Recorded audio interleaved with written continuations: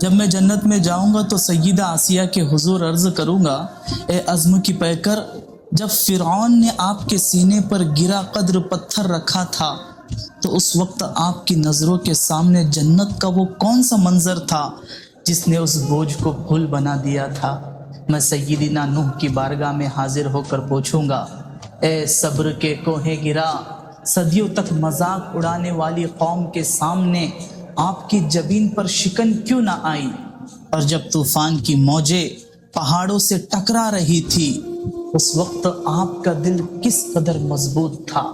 میں جد انبیاء سے دریافت کروں گا، اے خلیل اللہ، یا سیدی ابراہیم، وہ خواب کتنا معتبر تھا جس نے باپ کی مامتا پر رب کی رضا کو غالب کر دیا؟ جب چھری حلق پر تھی تو وہ یقین کی کیسی انتہا تھی؟ میں جمال یار کے پاس جا کر کہوں گا، اے حسن کائنات کے وارث، آپ کے تذکرے میرے دل کی تسکین ہے اور آپ کے نام سے منسوب صورت میری تنہائیوں کا سہارا ہے۔ میں حضرت اسماعیل سے عرض کروں گا، آپ نے چھری تلے لیٹ کر موت کو مسکرا کر گلے کیسے لگایا؟ میں سیدنا مریم کی خدمت میں عرض کروں گا، اے طاہرہ، جب لوگوں کی تہمتیں تیر بن کر برس رہی تھی تو آپ نے خاموشی کی وہ ڈھال کہاں سے پائی، اور جنگل کی تنہائی میں تنہا پرورش کا وہ حوصلہ کیسا تھا؟ میں صبر ایوب سے پوچھوں گا، آزمائش کی دنوں میں جب جسم ساتھ چھوڑ گیا تب بھی آپ کی زبان الحمدللہ کہنے سے کیسے نہ تھکی؟ شفا کا وہ پہلا لمحہ کیسا تھا؟ میں سیدہ ہاجرہ علیہ السلام سے پوچھوں گا، جب بے آب و گیا ریگزار میں آپ کو تنہا چھوڑا گیا تو آپ کے توکل نے پہاڑوں کو کیسے پگھلا دیا کہ وہاں سے زمزم پھوٹ پڑا؟ میں سیدنا صدیق اکبر کی استقامت پر رشک کرتے ہوئے پوچھوں گا، اے یار غار، آپ تو شمع کی طرح پگھلنے والے دل کے مالک تھے، پھر فراق رسول اللہ صلی اللہ علیہ وسلم کے اس کٹھن گھڑی میں آپ کا جگر پہاڑ کیسے بن گیا؟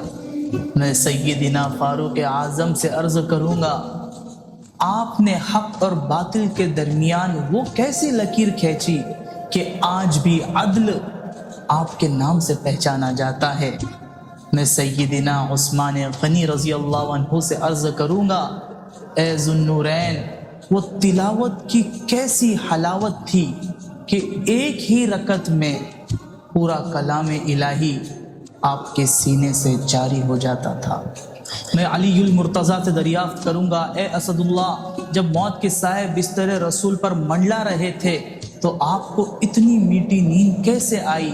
وہ حوصلہ کس چشمے سے سیراب تھا؟ میں مکہ کے شہزادے سیدنا مصعب بن عمیر سے پوچھوں گا، اے مکہ کے شہزادے، وہ کون سا ایمان تھا جس نے تمہیں شان و شوکت چھوڑنے پر آمادہ کیا اور اپنوں کی اذیتوں کے باوجود تم ثابت قدم رہے؟ میں اللہ کی تلوار خالد بن ولید سے پوچھوں گا، اے سیف اللہ، اللہ کی راہ میں تلوار بننے کا احساس کیسا تھا؟ پھر میری روح کا اصل ٹھکانہ آئے گا۔ میں اپنے آقا تاجدار حضرت محمد صلی اللہ علیہ وسلم کی نورانی محفل میں،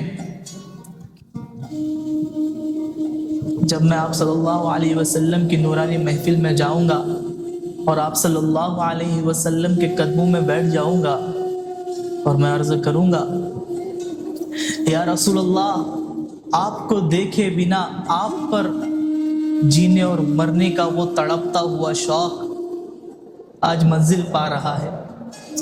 آپ کی جد و جہد کی وہ داستانیں سن کر ہم رویا کرتے تھے، آج اپنی زبانی وہ قصے سنائیے کہ کس طرح آپ نے پتھر کھا کھا کر بھی دعاؤں کے پھول برسائے ہیں۔ پھر سب سے آخر میں جب پردے اٹھیں گے اور رب ذوالجلال اپنی تجلیوں کے ساتھ سامنے ہوگا تو الفاظ ختم ہو جائیں گے، دھڑکنیں ٹھہر جائیں گی اور صرف ایک بے خودی باقی رہے گی۔ تو شاید میری زبان ساتھ نہ دے اور میں صرف دیکھتا رہ جاؤں، روتا رہ جاؤں اور سجدوں میں گر جاؤں۔ خدایا ہمیں بھی ان لوگوں کے ساتھ جنت میں جگہ عطا فرما جن سے ہم محبت کرتے ہیں، اور ہمیں بھی ان کے نقش قدم پر چلنے کی توفیق عطا فرما۔ آمین۔